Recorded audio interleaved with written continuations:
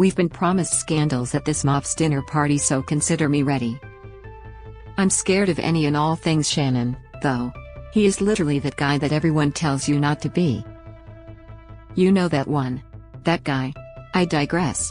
Prince Eric, Duncan, is ironing topless again, so I guess there is a god after all. Bunnings Daddy, Harrison, thinks the heat's going to be off him tonight, but the color of his face has a different idea, methinks. Caitlin is disgusted by Shannon's behavior, same, but doesn't want to throw in the towel. However, she is about to stand the fuck up. Look, I'm not sure you can come back from someone saying you're not hot enough, but if she wants to try, I guess I have time for a few more distressing breakdowns this MAFS 2023 season. I know it's only going to get worse from Shannon, and we don't even have to wait that long. He is the worst, so here's proof that even a good rig can't trump being a dick brain. Claire saw Shannon with a child, his daughter? And another woman, his ex? The worst part? He looked at Claire and gestured, shh, and we all know homegirl hates a shush. Jessie is shook by this information. What does he remind me of? Someone help, it's doing my head in. Hint, it's not Jack Sparrow, Chris Angel or Edward Scissorhands. Lyndall saw Shannon shushing and daddying too. But after the last time she spilled the baked beans, e.g.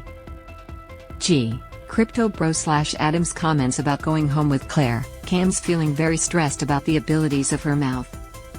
He proceeds to say every man and his dog about 17 times before saying he didn't sign up for drama and lol. Can someone hand this flop his signed MAFS contract? Alright, it's MAFS dinner party time. Melinda and Layton arrive first, but, surprise surprise, she is not happy with his RSL pour. More people pile into this warehouse thing they eat at, meaning there are now an ample amount of blondes to discuss sex on one couch. Seriously, where are the brunettes? Or gingers, with souls, of course? I'm sick of making jokes about the 4 blondes. Oh look, the girl band have invited a new member, Caitlin, who is telling them what a demon Shannon was to her this week. Linda takes it upon herself to over-empathize once again with some telling facials. She'd be shit at poker. The galls tell our precious Caitlin about the shush moment. She said Shannon said he was going out with his cousin, but is obviously not believing that now. She cries, and at this point, I'm surprised her tear ducts aren't experiencing a drought. He's just as shady as his fucking tan, Janelle says, and consider me deceased. I was wondering when someone was going to bring up how different he looked this week. It's a joy to see Caitlin smile after a week of getting pooed on. Speaking of poo, Shannon has arrived and Caitlin is being nice to him because she is quite clearly the opposite of this douche monkey. Claire bloody hates the niceties and is ready to ream Shannon at dinner. I'm also ready. Why do I feel like I'm watching an episode of Pretty Little Liars tonight? Claire is asking Shannon who he was with on the weekend.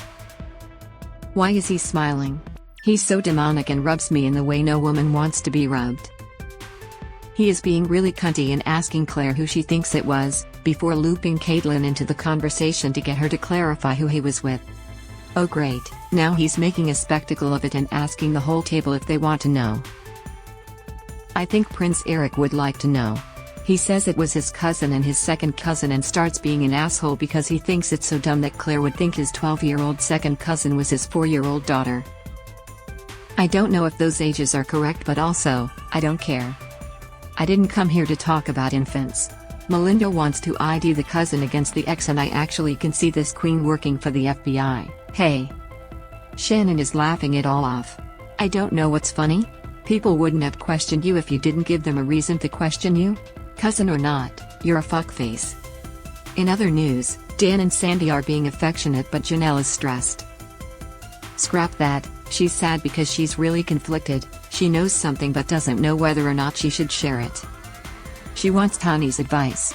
Yet another blonde. Maybe she and Tani could roleplay Janelle's admission as practice?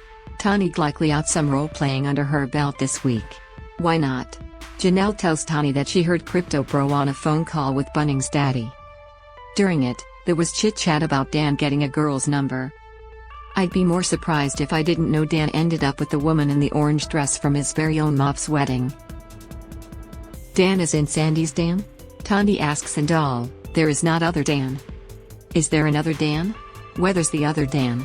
Give us another Dan.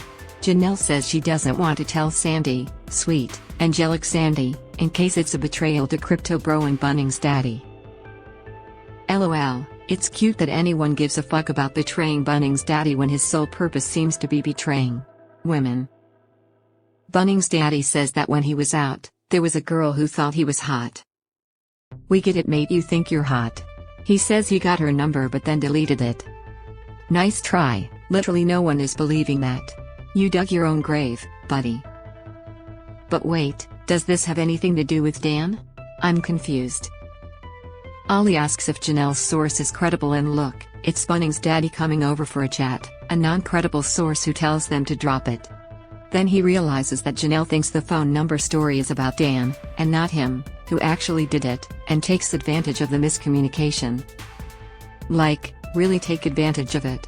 He thinks it's a miracle that Janelle got her wires crossed. He says he'll go talk to Dan about this situation because clearly, he is an asshole who wants to control the narrative. Here I was thinking he just hated women. Silly me. I have to just let him take the hit on that, Bunnings Daddy, and what the fuck is wrong with this man? He's so focused on hanging out in his own ass that he forgets about other people's feelings and relationships. Dan didn't do shit, but he's a decent human who wants to tell Sandy about the situation so that everything's out in the open. She's being a bit defensive but says she's reacting because she likes him. Sandy removes herself to have a minute after hearing Dan say that he did nothing. It's Bunnings Daddy's turn to talk to Bronte.